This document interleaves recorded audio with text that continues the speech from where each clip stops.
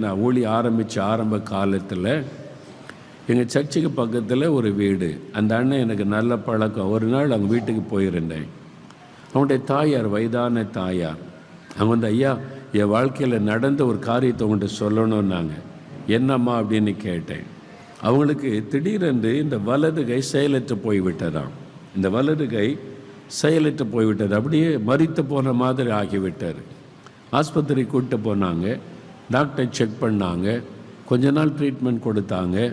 அவங்க சொல்லிட்டாங்க, உங்களுடைய கை மரித்து விட்டார், இந்த கை இப்போ வந்து செயல்படாது, அந்த கை இனிமேல் அவ்வளோதான், மரித்து விட்டார், ஒன்றும் செய்ய முடியாது.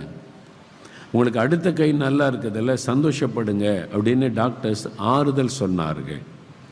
இவங்க டாக்டர்ஸை காலை பிடிச்சி அழுதாங்களாம். ஐயா, வலது கை பயன்படுத்தாட்டா எப்படி நான் வாழ்கிறது, எப்படி பணத்தை பற்றி, என் வீடு இருக்குது, சொத்து இருக்குது, விற்று பணம் கொண்டு வர்றேன், எப்படியாவது எனக்கு சுகம் கொடுத்துருங்க, காப்பாற்றுங்க. டாக்டர் சொன்னாங்களா, அம்மா உங்களுக்கு உதவி செய்தானே நாங்கள் இருக்கிறோம், இது ஒன்றும் செய்ய முடியாது, அடுத்த கை நல்லா இருக்குதில்ல, அதுக்காக ஆண்டவரை ஸ்தோத்திரம் பண்ணுங்கன்னு சொல்லி ஆறுதல் படுத்தி அனுப்பிட்டாங்களாம். இவங்க வெளியே வரமாட்டாங்க, சர்ச்சுக்கு வரமாட்டாங்க. அவங்க வீட்டிலேருந்து 5 நிமிஷத்துக்குள்ளே சர்ச்சுக்கு வந்துடலாம். சர்ச்சுக்கு வரமாட்டாங்க, ஆராதனைக்கு வரமாட்டாங்க, எந்த ஜெபத்துக்கும் வரமாட்டாங்க, வீட்டுக்குள்ளேயே அழுதுகிட்டே இருப்பாங்க.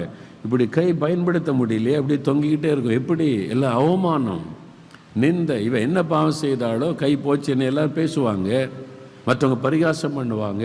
எப்படி எல்லாருக்கும் மத்தியில் போய் கை இல்லாமல் போய் நான் நிற்கிறது, அந்த பாதிப்பு அவளுக்குள்ள வீட்டுக்குள்ளே உட்காந்து அழுதுகிட்டே இருப்பாங்களாம். அவங்க எவ்வளோ சொல்லி பார்த்தாங்க, சர்ச்சுக்கு வாங்க, காலை ஜபம் மாலை ஜபம்லாம் இருக்க, எதுக்கு அவங்க வரல, வீட்டுக்குள்ளே அழுதுகிட்டு இருப்பாங்க.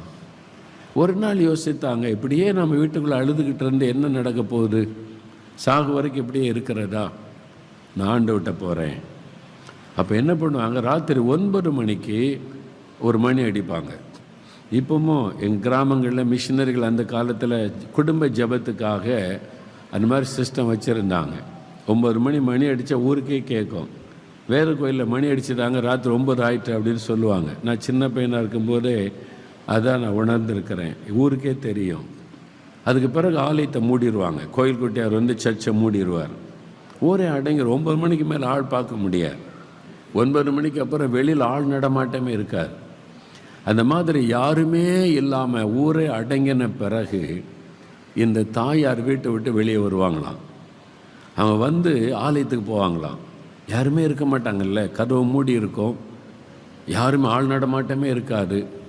அப்போ இவங்க போய் அந்த ஆலயத்தை படியில் முழங்கால் போடுவாங்களாம். ஆலயத்துக்கு வெளியில் அந்த படியில் முழங்கால் போட்டு அவங்க சொன்னாங்க, ஐயா, ஒரு கையை இப்படி வைத்து கொண்டு நான் அழுவேன், ஆண்டவர்கிட்ட கண்ணீர் வடிப்பேன், ஆண்டவரே 2 கரம் கூப்பி நான் என்றைக்கு உம்மை தொழுது கொள்ள போகிறேன்.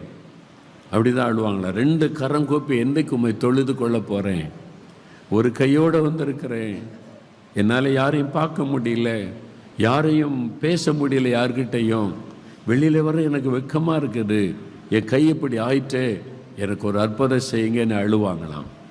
வெகு நேரம் அழுதுட்டு வீட்டுக்கு போவாங்க.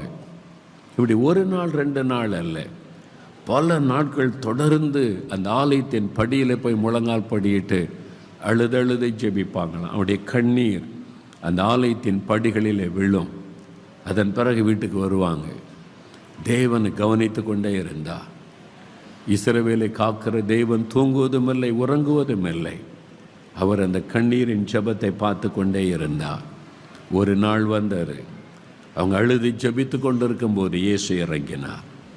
ஆண்டவர் இறங்கி வந்தார். உன் கண்ணீரை கண்டேன், உன் விண்ணப்பத்தை கேட்டேன், நான் உன்னை குணமாக்குகிறேன் என்று குணமாக்கினார். அவங்க சொன்னாங்க, ஐயா, என் கையை பாருங்க, அவனுடைய கண்ணில் ஆனந்த கண்ணீர், ஐயா, என் கையை பாருங்க, கையை பாருங்க, நல்ல சோமாயிட்டம் பாருங்க, இயேசு எனக்கு சோம் கொடுத்துட்டார் பாருங்க. அந்த தாயார் என்ற அந்த கையை காமிச்சு காமிச்சு கண்ணீர், ஆனந்த கண்ணீர் வடித்தார்கள். எப்படி சுகமாச்சு, நான் தேவாலயத்தின் படிகளிலே போய் என் கண்ணீரை சிந்தினேன், அவர் என் கண்ணீரை கண்டார். அந்நாளுடைய கண்ணீரை கண்டு அவருடைய துக்கத்தை மாற்றின ஆண்டவர் இந்த ஏழை தாயாருடைய கண்ணீரை கண்டு அவருடைய கண்ணீரை துடைப்பதற்காக ஒரு அற்புதம் செய்தார்.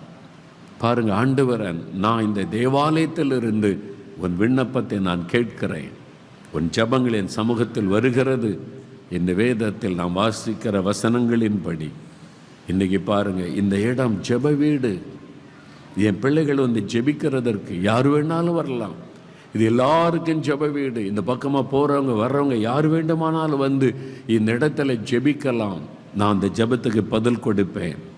அவங்களுடைய மகிழ பண்ணுவேன். என்ன துக்கத்தோடு வந்து